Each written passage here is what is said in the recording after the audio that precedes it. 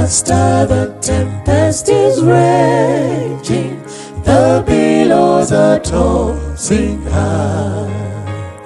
The sky is overshadowed with blackness, no shelter or help is nigh. Carest thou not that we perish? How canst thou lie asleep when each moment so madly is threatening, grabbing the angry deep? The winds and the waves shall obey my will. Peace, peace, peace, peace, peace. Whether the wrath of the storm-tossed sea, or demons, or men, or whatever it be, no water can swallow the sheep will lie. The Master of ocean and earth and sky, they all shall swiftly obey my will. Peace be still, peace be still. They all shall sweetly obey my will. Peace be still. Master, with anguish of spirit, I bow in my grief today. The depths of that heart are the trouble, awaken and save, I pray.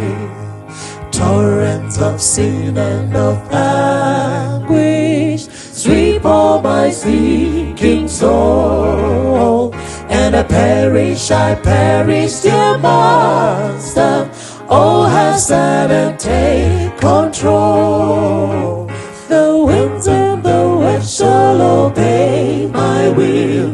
Peace, peace, peace, peace, peace, peace. Whether the wrath of the storm-tossed sea, or demons, or men, or whatever it be, no water can swallow the sheep will lie. The Master of ocean and earth and skies, they all shall sweetly obey my will. Peace be still, peace be still.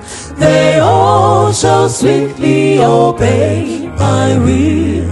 Peace be still. Master, the terror is over, the elements sweetly rest, and sun is uncovered the mirror, and heaven within my breast. Linger, O blessed Redeemer, leave me alone no more. And with joy I shall make the blessed harbor, and rest on the peaceful shore. The winds and the waves shall obey my will. Peace be still, peace be still. Whether the wrath of the storm-tossed sea, or demons, or men, or whatever it be, no water can swallow the sheep will lie.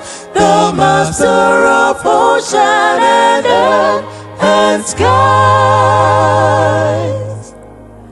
they all shall sweetly obey my will. Peace be still, peace be still. They all shall sweetly obey my will.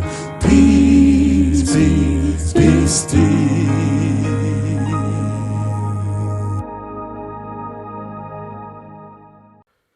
Hello everybody, we want to welcome you to our Sabbath school lesson for today.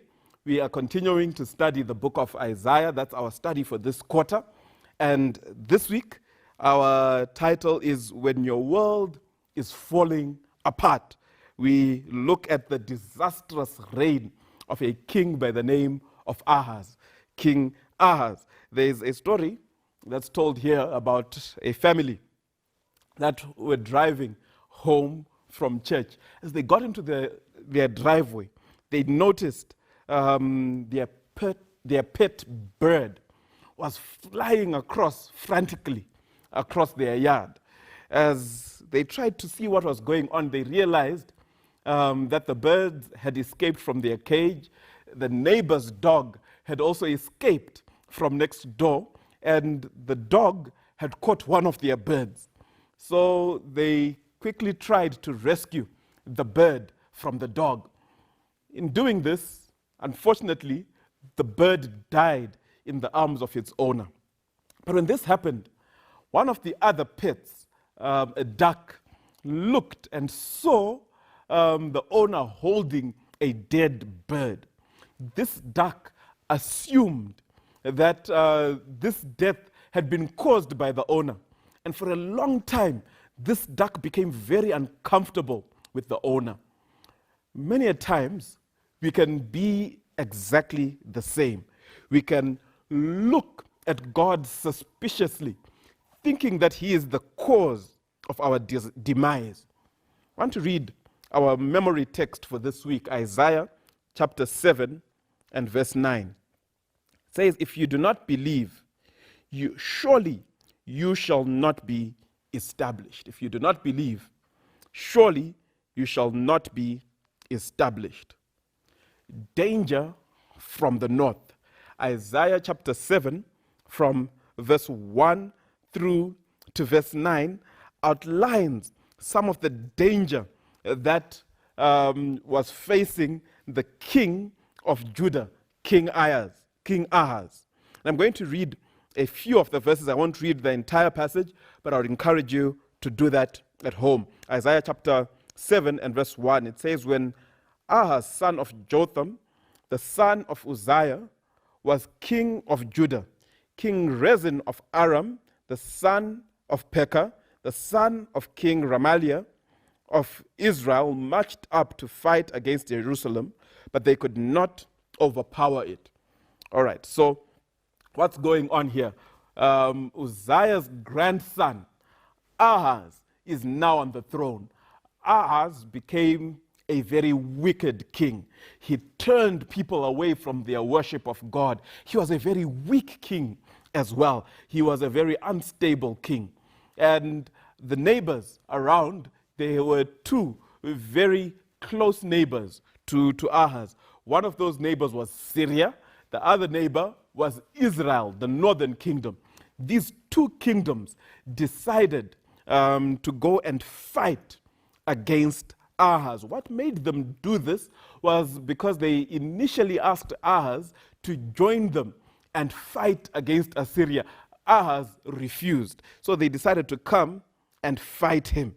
And this is the crisis that King Ahaz is faced with. The world around him is literally falling apart because of his resistance to Israel and to Syria. These two decide to come and attack him. And Ahaz is absolutely afraid. A former ally plus a more powerful nation all coming to attack. He doesn't know what to do. He doesn't know where to turn. And here is an important question that comes to us. Where do we turn when our world is falling apart, when things are going absolutely wrong? Where do we look? Ahaz had a solution when his world was falling apart. Ahaz decided to turn to the Assyrians. He went to the Assyrian king and he decided to look for help. In fact, something disturbing about what Ahaz does is he takes treasure from the temple and he's ready to give that to the king, Tiglath-Pileser, the king of Assyria. This is a strong statement because Ahaz is turning his back on God and he's going to a pagan king. Many of us may also do the same thing when we turn our back on God and we decide to offer sacrifices to pagan gods.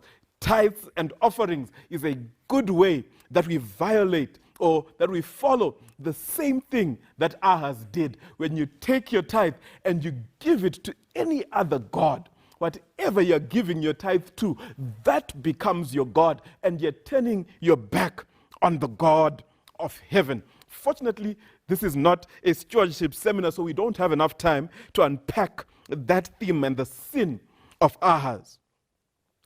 When you read about what Ahaz was like, is it understandable why he reacted to danger as he did? What lesson is here for us on a personal level? If we are not obeying the Lord now, what makes us think that we will have faith to trust him when trials come? So Ahaz was constantly disobeying God, constantly chasing pagan gods. And when crisis comes, he turns to a pagan king. And he turns his back on God. However, God hadn't given up on Ahaz. I want to read Isaiah chapter 7 from verse 3 to verse 9. Isaiah 7 from verse 3 to 9 says, "Then the Lord said to Isaiah, go out, you and your son Shear-Jashub, to meet Ahaz at the end of the aqueduct, on the upper pool, on the road to the landerer's field. Say to him, be careful, keep calm, don't be afraid, don't lose heart because of these two smoldering stubs of firewood, because of the fierce anger of Rezin and Aram, the son of Remaliah. Aram, Ephraim, and Remaliah's son have plotted your ruin, saying, let us invade Judah. Let us tear it apart, divide it among ourselves, and make the son of Tebel king over it.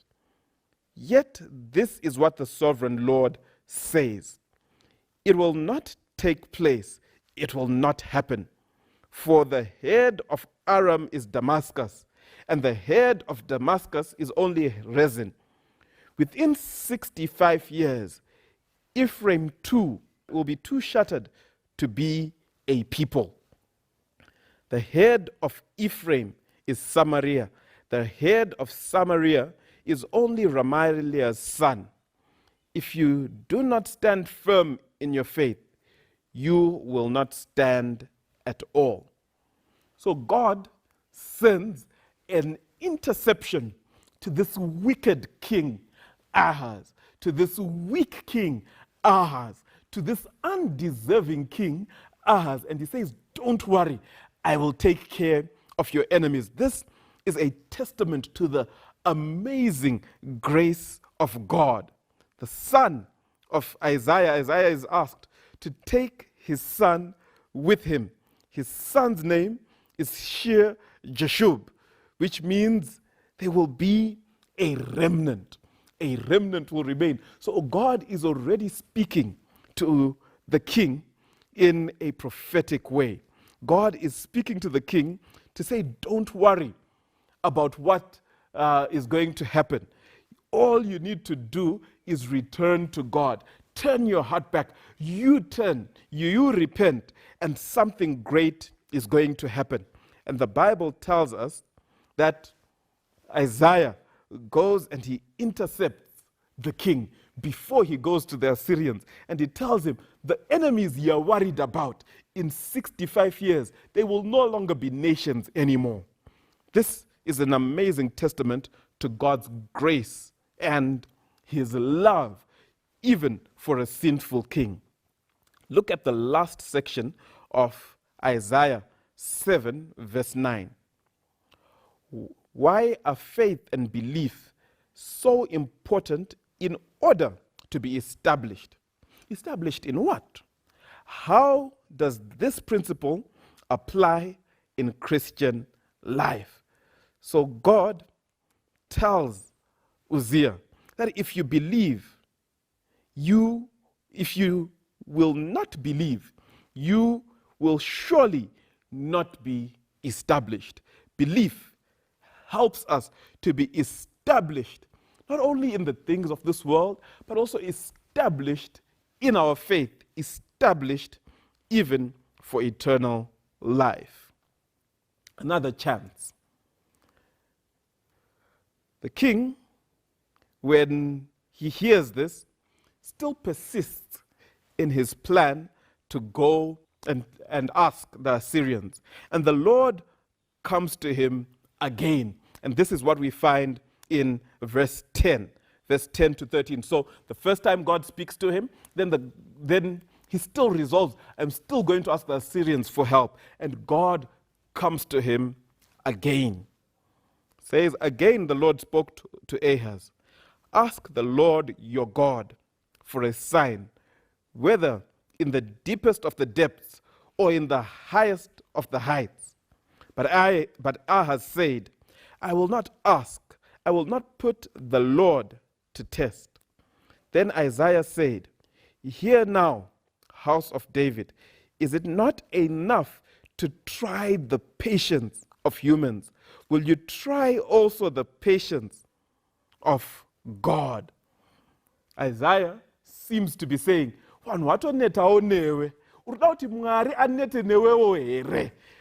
the people are weary of Ahaz. And now Ahaz seems to be testing God, because God is the one who asks him, says, tell me what you want. Ask for a sign. And Ahaz says, no, I won't ask God for a sign. Yet God is the one who is giving an open invitation to Ahaz.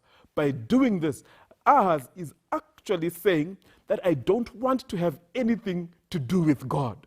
I still want to go ahead with my plan. This is open defiance to God. He may use pious words. He might be using the right words, but his attitude is wrong. So sometimes your attitude may be very wrong, even though you're using the right words, doing the right thing in the right place. But your attitude is what ultimately counts. Why you're doing it, and your motive matters more than what it is you do. So the Bible tells us that Ahaz turns his back on God, and it's as if Ahaz is putting God to the test. Isaiah points this out when you read verse 13. He says, why are you trying to weary God as well? You've already wearied the people. Why are you trying to weary God? What does this teach us about God's forbearance and willingness to bring all of us to salvation? What also does it tell us about the blindness and the hardness of the human heart when not surrendered completely to the Lord? In the end, even if God had given Ahaz any sign he wanted, do you think Ahaz would have believed? Ahaz may not even have believed whatever sign that God may have given to him, because of the hardness of his heart. Our reason for doubt is not because God has not given us sufficient evidence to base our faith. Our reason for lostness is not because God has not given us sufficient evidence for his existence. Rather, our lostness is because of the hardness of our hearts. Sign of a son. Isaiah chapter 7 and verse 14. Therefore, the Lord himself will give you a sign. The virgin shall conceive and give birth to a son, and will call him Emmanuel. Isaiah speaks to the king. He says, you have refused the offer from God. Now God himself is going to give you a son. Interesting, the word that is used here for a virgin can mean one of two things. It can mean a young woman who is of childbearing age, or it can also mean a virgin. But for a young woman to give birth to a son, that's not a sign of biblical proportions. Rather, the sign that is really ultimately there is the sign that will come much later in the birth of Christ. That is the ultimate sign. So the word young woman, as we've said, refers to a woman who is of marriageable age. And this, in one sense, could speak about the child that Isaiah and his wife, the prophetess, had. But in a greater and more significant sense, this is pointing to Christ. Some people have looked at Hezekiah, the son of Ahaz, as this Emmanuel. But Hezekiah doesn't quite fit this role. The shoes are too big for Hezekiah. This name is also very mysterious. We usually translate this name to say God with us. But rather, this name needs to be translated not as God with us, but as God is with us. Because in the Hebrew language, we don't have the verb to be. But the best way to understand this is to say God is with us. In other words, the sign that God is promising is his presence. You know, many a times we want to look for evidence, but the greatest evidence that we can see, the greatest miracle, the greatest sign is God's presence with us. The fact that God still sticks with us in spite of our rebellion is the greatest sign that we can ever have. And so, this here is pointing further and shooting to Jesus Christ, who would be born of a virgin and who would become the ultimate Emmanuel, the God with us, the ultimate evidence of the presence of God, the one who tells us that God is with us. Dwell on the reality of Christ's coming into humanity. What kind of comfort can this reality give us amid what seems like a cold, fearsome, and uncaring world? God is with us. The names of Isaiah's children are filled with meaning. Shear Jashub is a remnant shall return. This was pointing to the conversion of God's people, also pointing to the return of the exiles. There was also another son that Isaiah had. His name was Mahashalel. This is a hard name to pronounce, so I'll do it slowly. Mahashalala Hashbaz. Mahashalala Hashbaz.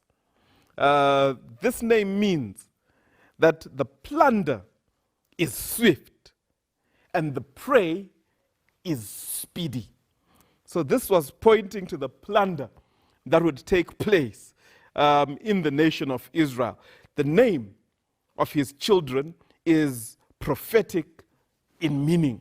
But not only was this name prophetic in meaning, but the name Emmanuel is also prophetic in meaning, because this is a name that reflects the presence of God with us. This is a significant promise, not only to Isaiah, to Judah, and the people who lived then, but even to us today. It gives us an assurance of the abiding presence of God.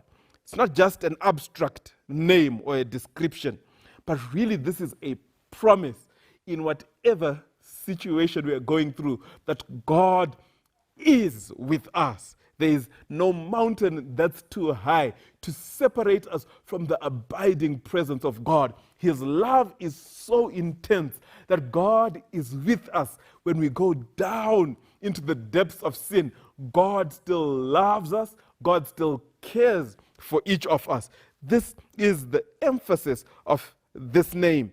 God is with us. And we see a lot of evidence of God's presence, whether it's David in the 23rd Psalm, we're saying, even though I walk through the valley of the shadow of death, I fear no evil because you are with me. Or it's the three Hebrew boys going into a fiery furnace and they notice the presence of Christ with them in the fire. Or even if it's Daniel, who is in the lion's den. There God is present with him. God is with Daniel. God is with the 3 Hebrew boys. God is with David, and God is with us. We have an eternal promise of the abiding presence of God. Even though we have the promise that God is with us, what difference does that make if we still face trials and suffering? What good does the knowledge of his presence do for us? Well, the assurance of God's presence helps us to have courage to face whatever crisis. The assurance of God's presence is a comfort even in a weary land. Well, I'd like to thank you so much for joining us for our Sabbath School lesson for this week, and see you again next week. Tenzi arido lombore dune chidziwiriro chedu tisachemu zviro zvese nechidziwiriro chedu ngedombo rine masimba ngevute